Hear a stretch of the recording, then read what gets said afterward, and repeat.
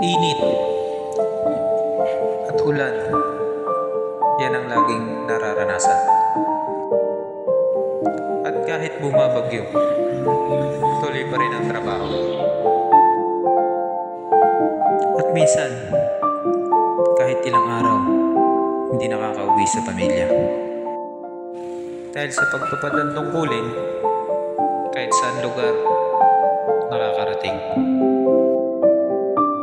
Bus Inspector, gaano ba sila kahalaga sa isang kumpanyang katulad nitong transportasyon? Kung wala ba sila, kaya bang umunlad ang katulad ng ganitong negosyo? Ano ba ang mga tungkulin na ginagampanan ng isang bus inspector? Sila ang pulisya ng kumpanya. Sila ang tagapagpatupad ng utos na nagmumula sa isang kumpanya. Mata at tenga ng kumpanya. Sila ang nagbibigay ng impormasyon at naghahatid ng balita sa kumpanya kung ano ang nangyayari sa operation at kung ano ang nangyayari sa daan. Dahil sa kanila, nalalaman natin kung ano ang nangyayari.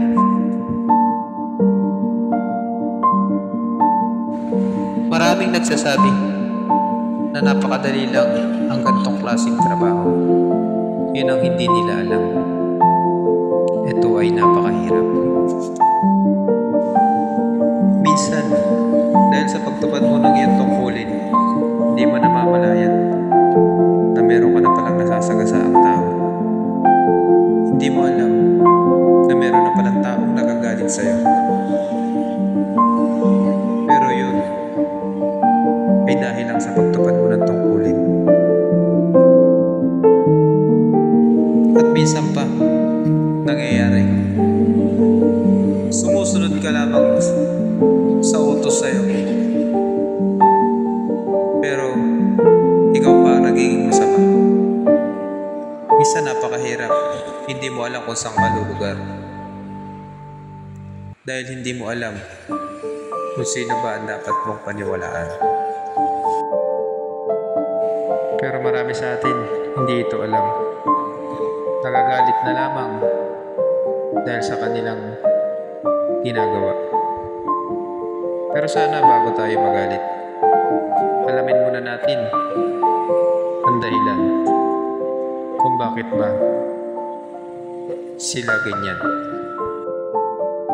Kahit sa ibang trabaho, siguro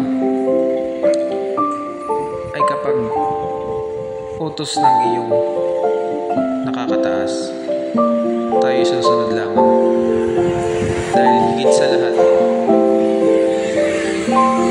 tayo ay empleyado lamang at meron tayong boss na nagpapasahod sa atin na kailangan nating sundin lahat ng kanilang ipag-uutos.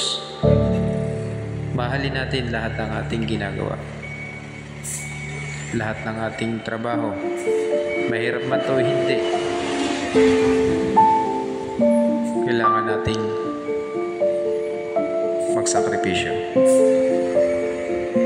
para sa lahat ng empleyado sa ganitong trabaho.